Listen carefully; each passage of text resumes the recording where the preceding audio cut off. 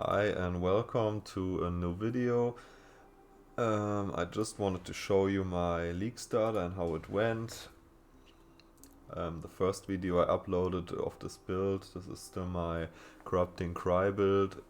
It was a build I just started tier 11 maps and now I am a bit further in the Atlas. I only missing some unique maps basically.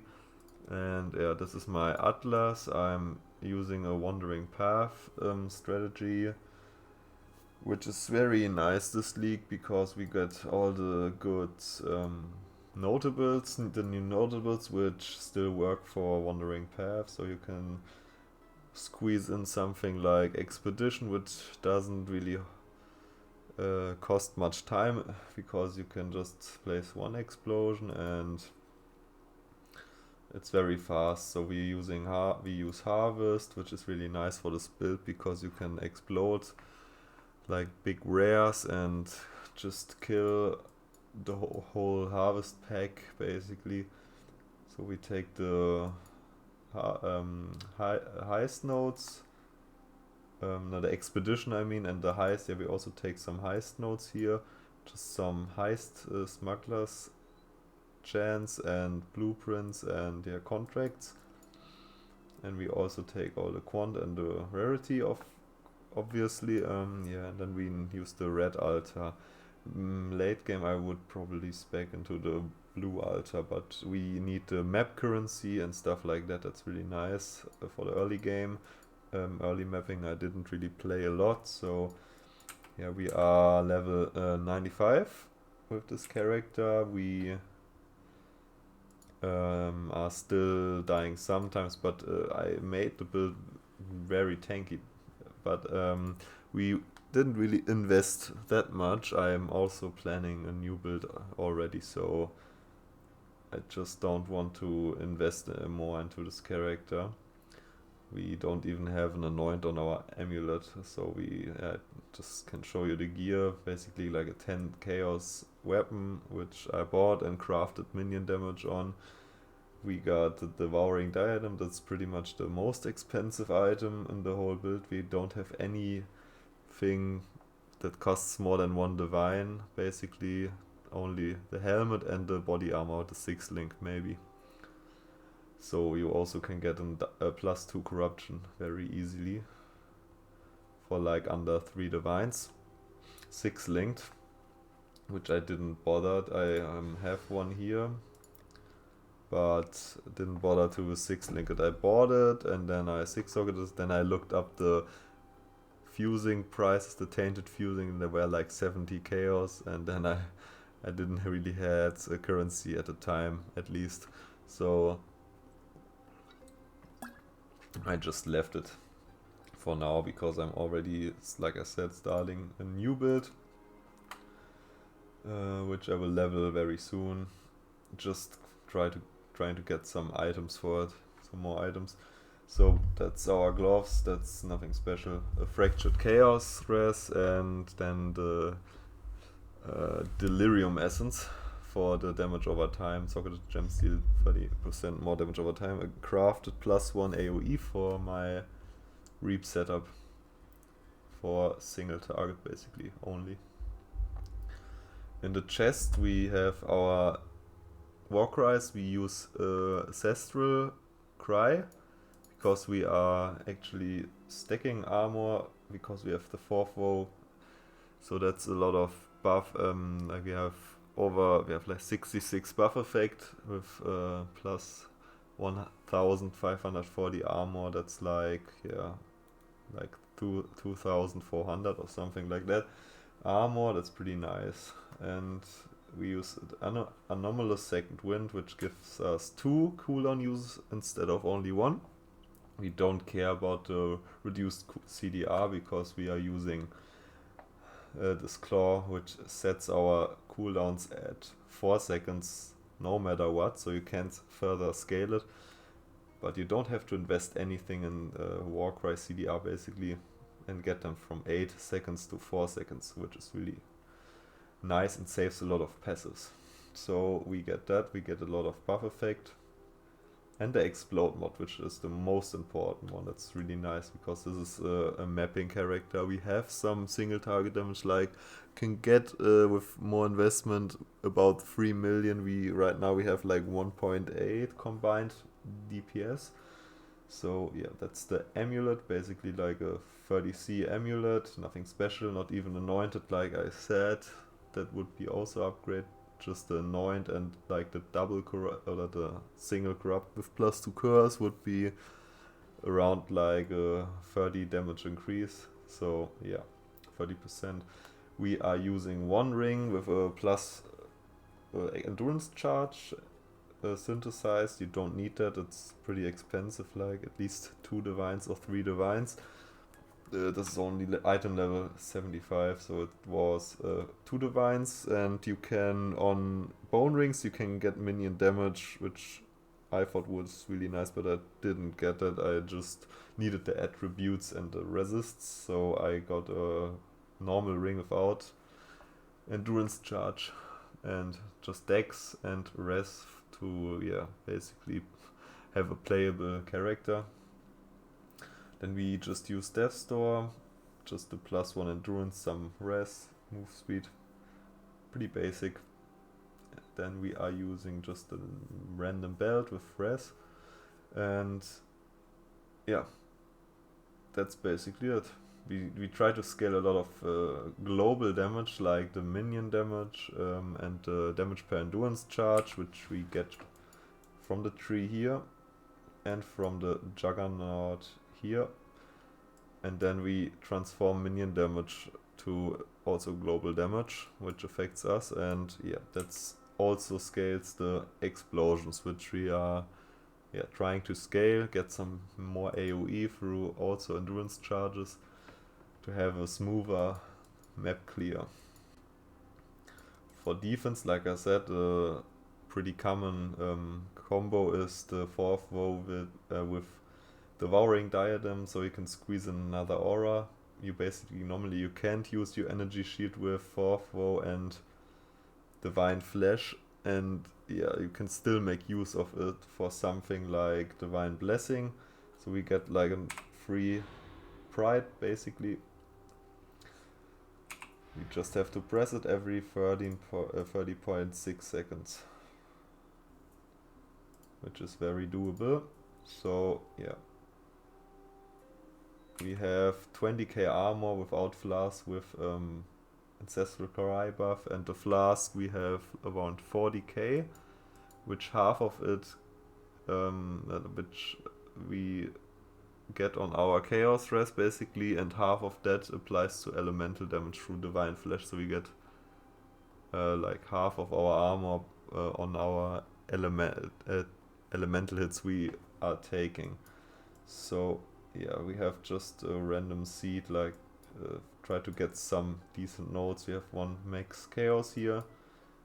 You can also take this and the Reservation Mastery for 2 points, which is damage over time, skill effect duration, and we want to, or at least I wanted to have 1 more mastery, Warcry mastery for Debilitate, because Debilitate we are Warcrying very regularly, and this is like for 1 second Debilitate.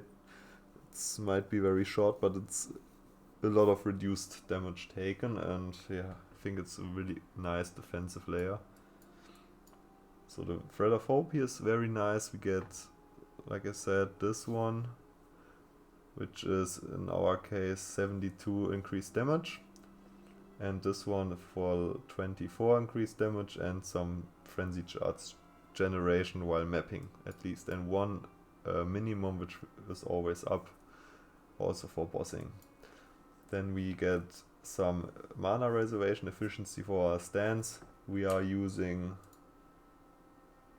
Flesh and Stone with Maim as a support, so that's some reservation efficiency for 1 point. It's really good.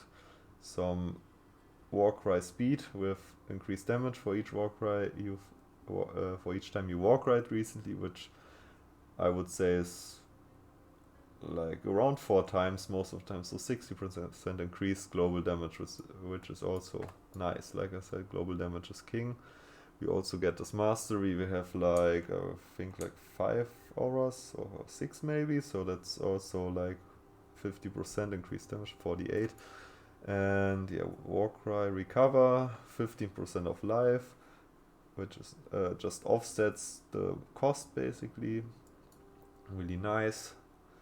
This is buff effect. We get 66, like I said. 50 would be enough to get the buff from Enduring Cry from 2 additional physical damage reduction to 3, and I think that's enough. If you have 10 endurance charges and can get the Warcry buff effect to 100%, you would have 90 PDR, which this build doesn't need because we are also using armor, because we needed some elemental mitigation also, and I thought this way would be the best because 4-4 is pretty strong and you can get an easy corruption for +2 curse gems, like I said. And we are capped actually when I weapon swap and I have the red blade banner and I Warcry, I get up to my maximum, and then we are capped on everything. So yeah, that's the tree. Then I also have a megalomaniac here with lead by example for the onslaught, basically permanent onslaught. Evil Eye is pretty nice, 6% increased damage taken, and Born of Chaos for +3 maximum chaos res, which is very nice defensively with using the 4-4 and Divine Flesh. So the other jewels are just some rare jewels with life, minion damage, and damage over time multiplier. Physical damage over time multiplier. So that's it for the items, I think. That's all, yeah. And did I forget anything? I don't think so. I will post the POV in the description, so you can look it up. Like I said, I didn't really optimize the character. I didn't put too much currency in it. I think it's like around a 5 divine budget maybe, if I had to estimate it. So we will just do a random map, I guess, just to showcase how it works while mapping and with the Atlas strategy I have. I hope I get an harvest and an expedition so I can show you how that works. So we first have to get our endurance charts. Forgot the weapon swap. Yeah. So basically you just spam Warcries. If you're spamming too much you can go out of charges, which is really annoying sometimes. But if you play smart, it should work out fine. We didn't get a breach in this map. Really not optimal. Maximum juice.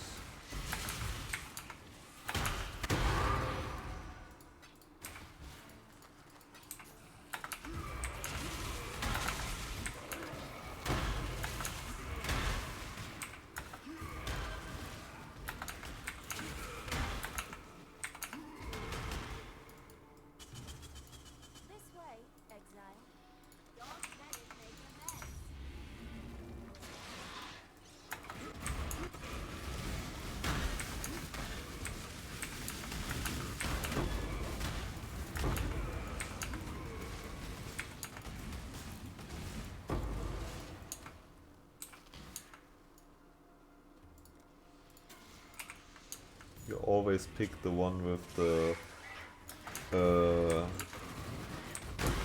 blue ones, so with the bottom of this is like a blue shiny text, you will always take those because they are the ones who actually drop the juice.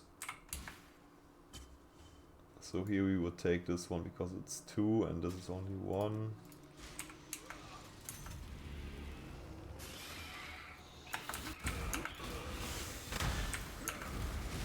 Character can basically run every map mod except if monsters deal endurance charges, and no region is also not nice because we really rely on our Enduring Cry region.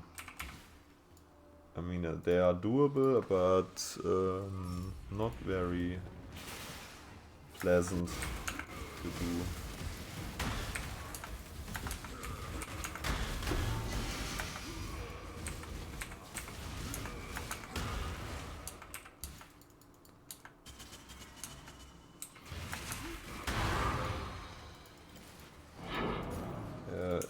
With the city square map, you can also go in the middle and kill the bosses first, so you can get some better altars. Maybe I should do this. So yeah, the damage is decent. I was very surprised with the damage when I killed Exarch and Ida the first time. It's really nice. Very smooth.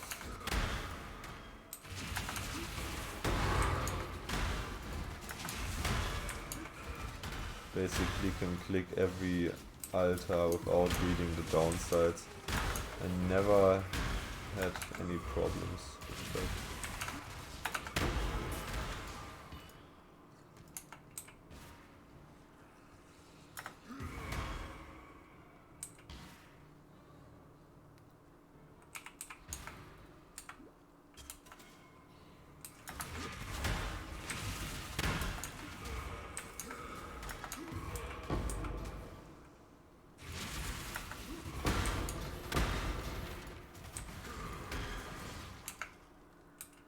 So that's basically the map. Hope you liked the video, hope you liked the builds, and yeah, I see you with the next one. Bye.